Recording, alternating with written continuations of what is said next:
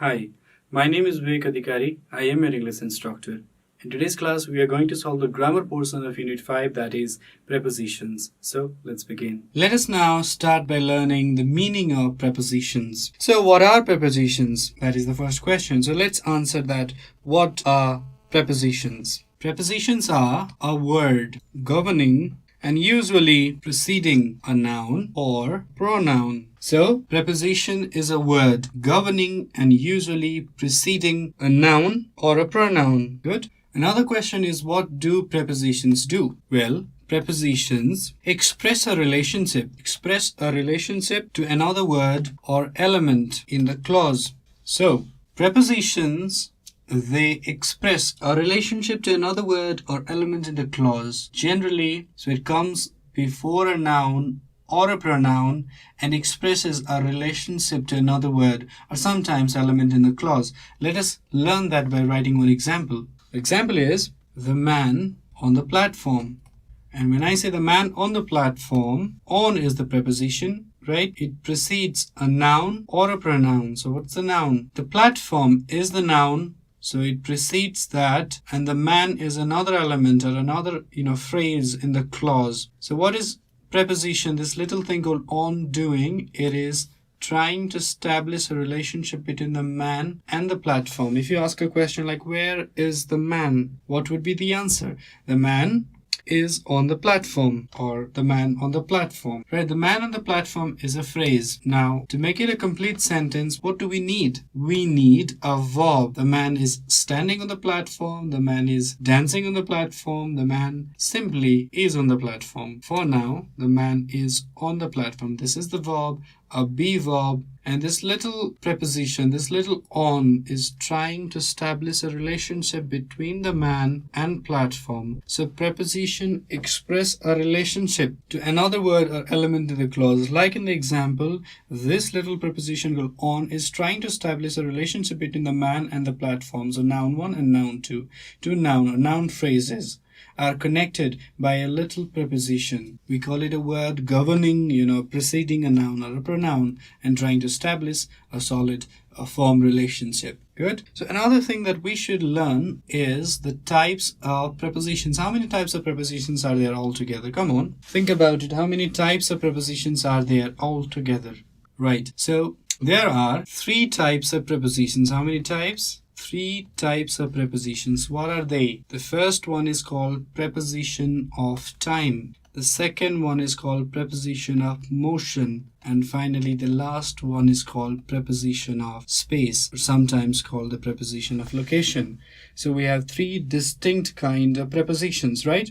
Prepositions of time, preposition of motion, and preposition of space. Let's go and study about prepositions in detail. Preposition, what does it do? Well, it connects, it links nouns, pronouns, or phrases to other words within a sentence. Please don't forget this. This is the basic definition. So preposition links nouns, pronouns, or phrases to other words in the sentence. They are short words. Have you ever seen a long preposition? No, they are short words. Words like on, at, in, across, along, above, like that. You get the picture, right? They are short words. They are normally placed directly in front of nouns. So we place the prepositions directly in front of nouns. In some cases, you will find preposition in front of gerund verbs. So sometimes, this is a special case, you will find prepositions in front of gerund verbs. Now, gerunds are the VING verbs. So in front of gerund verbs, you will find the preposition sometimes. So this is a brief, briefing about prepositions. So if somebody asks you a question, what is a prepositions? You will have to be able to answer. You'll have to be able to say something like prepositions are linked nouns or pronouns or phrases. They are just little bits of linking words and they link 2 different nouns. They often come in place of one noun and link another noun or sometime a pronoun. They are very short and they're normally placed, in front of nouns, and in special cases they are placed in front of gerund verbs. So you must remember prepositions are short words and they come before nouns. Pretty good. Okay, some more ideas on prepositions. Now, if we study examples, it would be pretty easy to, learn about prepositions rather than memorizing the definition, the rules, and the to do and not to do things. It would be judicious to learn the prepositions from examples, because there are so many examples, hundreds of prepositions. Prepositions are in fact nuisance to grammarians. So it's not possible to learn all the rules, but we can learn about prepositions by learning examples, right? I'll give you some examples. First one is here. I prefer to read in the library. All right, find the preposition. Where is the preposition? In is the preposition. I prefer to read in the library, right? Let's write another example. He climbed up the ladder to get into the attic. Climbed up the ladder to get into the attic. Up the ladder. And where? Into the attic. Let's write one more example. He swam across the pool on Monday. He swam across the pool on Monday. Across is the preposition. On is another preposition. Now let us now find the types of prepositions. Starting from the first sentence, I prefer to read in the library. Obviously, preposition of space, or oftentimes called location. He climbed up the ladder to get into the attic. Up the ladder, preposition of motion, because motion is going on. The world is not at rest. Everything is moving away. That is the basic rule of universe, right? He climbed up the ladder to get into the attic. Another motion, into the attic. Motion again. Last example, he swam across the pool. Motion again. On Monday, finally, a time preposition, right? So in these three distinct examples, you found the use of three different kind of prepositions, right? Did you notice how using different prepositions or even different types of preposition in place of the examples might change the relationship between the rest of the words in the sentence? If I say something like, I prefer to read by the library, or I prefer to read at the library, so the whole meaning would be changed. If I say something like, I climbed down the ladder to get into the basement, you cannot climb down the ladder and get into attic unless you are on the terrace. He swam across the pool on Monday. He swam along the pool on Tuesday at 9 o'clock in the morning. You see, by changing these prepositions, the whole meaning is changed. Meaning is altered. That is why prepositions play a significant role in determining the meaning in English sentences. Remember, prepositions are not meant to scare you. There are more than 150 prepositions in English language. They are not meant to, create a kind of fear in your hearts. They are meant to establish meanings. Right. There are two important rules of using prepositions. We will learn about them. Two important rules, because they are somewhat vague. Learning about prepositions and using them correctly in sentences takes practice. It takes a long practice to fully understand prepositions and to get mastery over them, because 1:1 translation is often impossible when dealing with prepositions. We cannot always establish a rule. More than 150 prepositions, we cannot just go on, making 150 rules. And there are so many exceptions.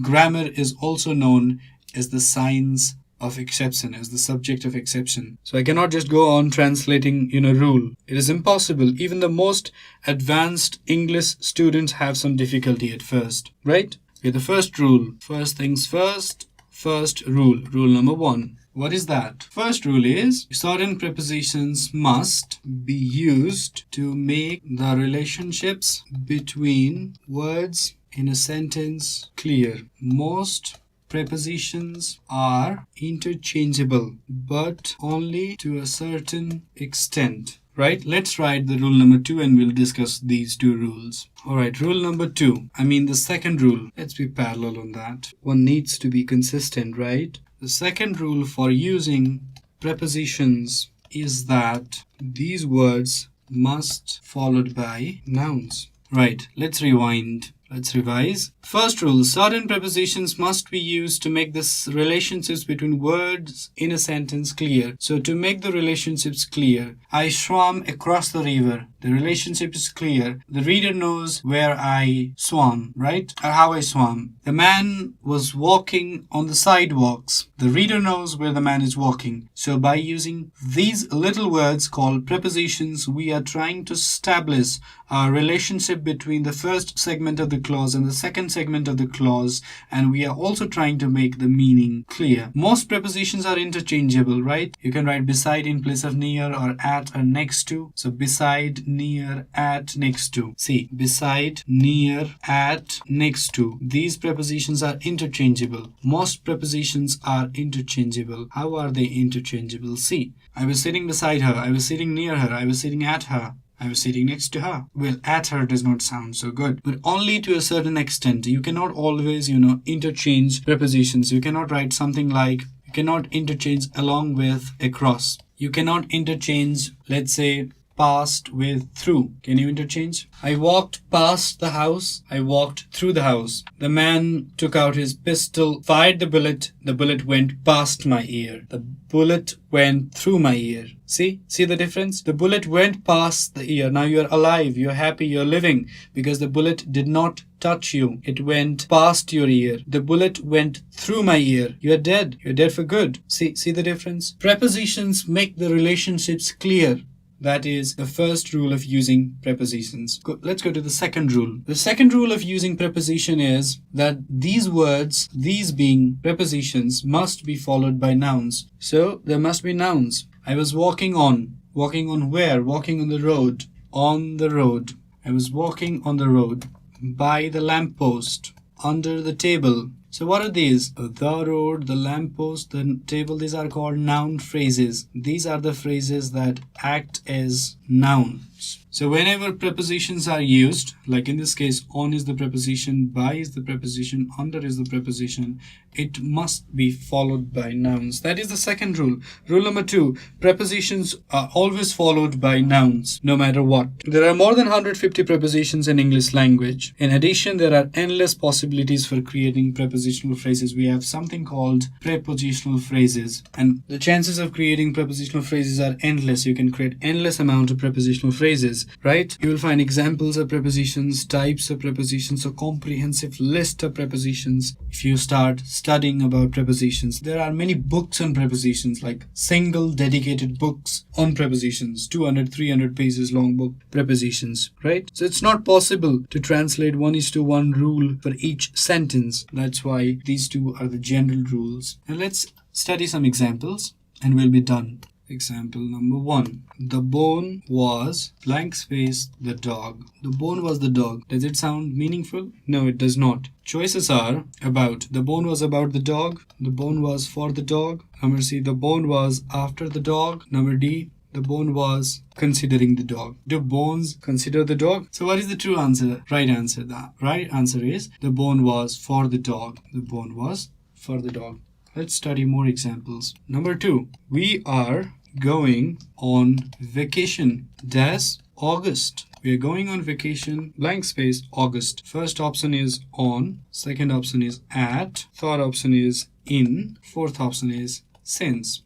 We are going on vacation on August, at August, in August, since August. What is the true answer? In August. In August. We are going on vacation in August. Number 3. Please put the verse, blank space, the table. Please put the verse, blank space, the table. Number A, in. Number B, on. Number C, for. Number D, over. What is the correct answer? Please put the verse in the table. Scientifically impossible. On the table, good. For the table, no. Over the table, that is again gravitationally wrong. Things do not fly like that. So on the table, please put the verse on the table. More examples, please. Number 4. I received a present, blank space, Janet. Number A, from Janet. Number B, of Janet. Number C, by Janet. Number D, about Janet. By Janet or from Janet? Of course, the correct answer is from Janet. You receive something from someone. Number 5. School begins, blank space,